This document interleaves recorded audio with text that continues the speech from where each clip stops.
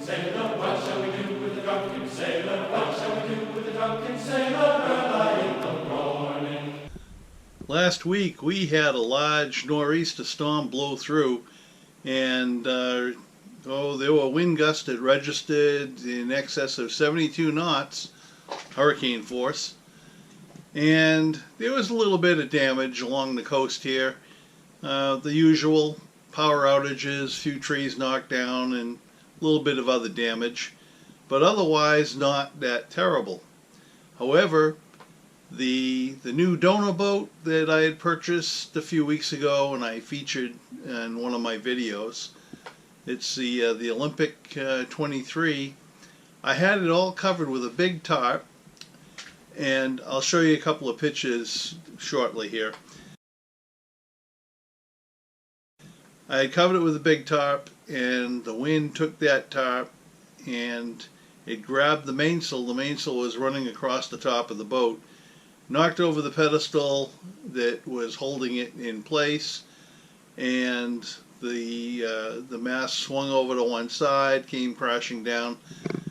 That, and then and of course then it left a lot of loose tarp material, which filled up with water from the torrential rains, and the cockpit was full, although it didn't leak into the boat because the top is brand new and it held the water.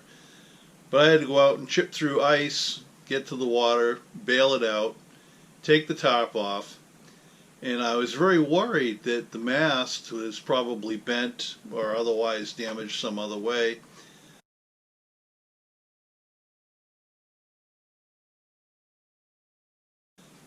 And I lucked out. I took the mast off the boat, put it on some sawhorses, checked it out, and it's still straight, it's not bent, so I'm lucky in that regard. But I left the top off the boat. I'm not going to retop it again. It's in a fairly protected area. If it fills up with water, it'll drain out through the cockpit drains. And it shouldn't fill up with leaves because the leaves have already fell. They're on the ground. Everything's wet. And then everything froze up after that. So that shouldn't be a problem with leaves blowing around. Since I have it untopped, I'll show you a tour of the interior of the boat. I'll go into the cabin and do a quick little, tour with the camera. Just because I had everything untopped, I figured I might as well. So I took a few things out. I took out the boom and the whisker pole and a tote full of hardware and a bunch of other things I decided I'd take out and store them inside. And that just gave me the opportunity to bring the camera in and take a quick glimpse around. And there's not much to it. It's a very small boat. So here's the video. Hope you like it. Well, since we had that big windstorm with the 70+ knot wind gust, hurricane force, I knocked the mast right off the pedestal and everything came crashing down under the top, and I had to take everything apart. The cockpit filled with water over the top, so it didn't go in the cockpit itself, but I had to get about 100 gallons out. I sighted the mast and I don't see any significant damage. It doesn't look like it got bent or anything, so I think I'm in good shape, but it's forced me to take a closer look because when I bought the boat, I just put it aside, put it under wraps for the winter. I figured I'd deal with it in the spring when the warm weather came.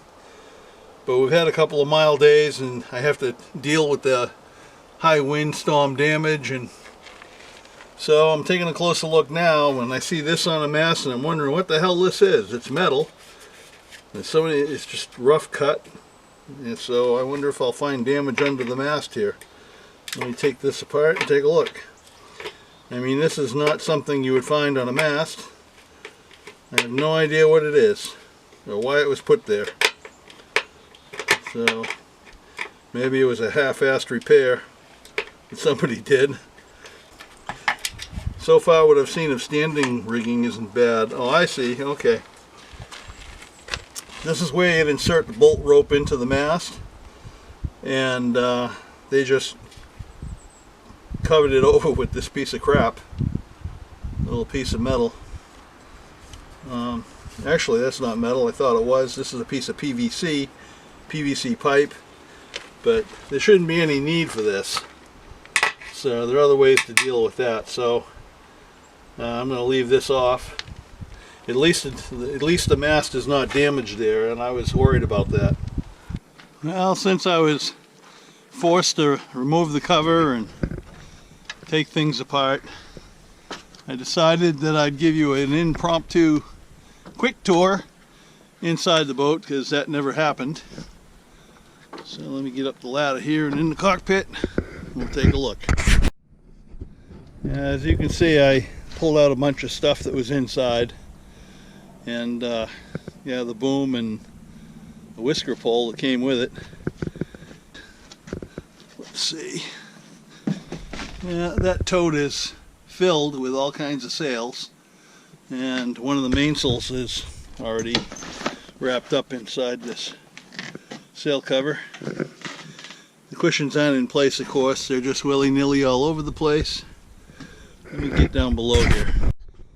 Well, this place was absolutely spotless here in the boat when I first bought it. When I went to pick it up, the guy had it really clean, and it was very nice. But I put all the stuff that came with it. We just quickly loaded it in, just dumped it in, and plus I've been in and out, I've been tracking dirt. But just to give you a quick, the V-berth, course up forward. It's not very big. There's like, well, zip for headroom. There's not much headroom in here, it's just sitting headroom here in the main cabin. You get a quarter berth on each side. I'm looking at the port side right now. Well, it's hard to move around in cramped quarters for me, an old guy, but let's give it a shot. Okay, so I'll go up forward here a little bit. I'm all hunched over. It's just a basic V-berth, but very small.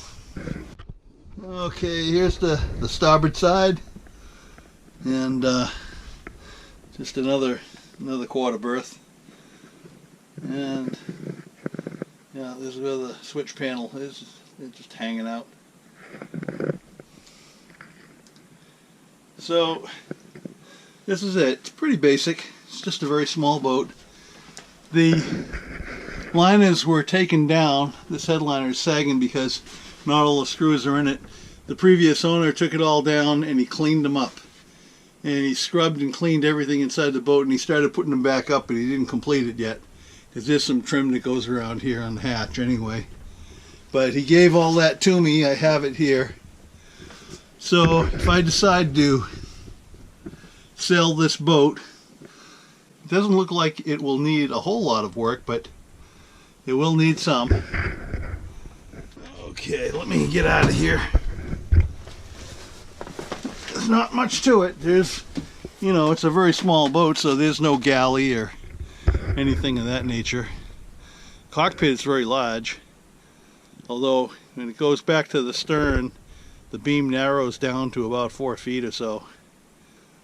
So maybe, you know, 1 1/3 meters. 2 cockpit drains at the aft end. They're on any forward. And the problem with those cockpit drains is that it's very difficult to get to where the through hull is, because I really need to check those connections. And actually I didn't want to pull the through hull out, and I want to inspect it and then reinstall it, maybe with a new piece, and rebed it, of course, with new hoses and so forth. So we'll see how I'm able to get into that. Well, there's another bonus, a couple of them. There's a solar powered vent that's sitting there on the cabin top, and there's a small solar panel right here.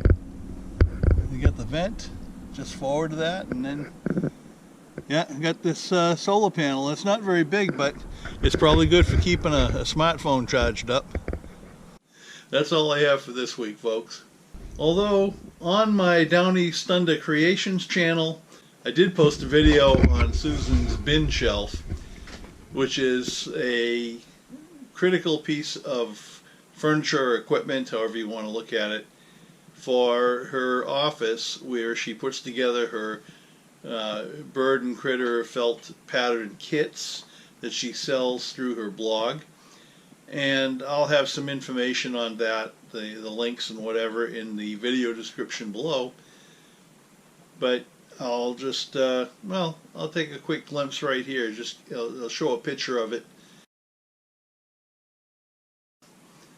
So if you're interested, you can check out that video, because there are free plans available if you want to build one for yourself.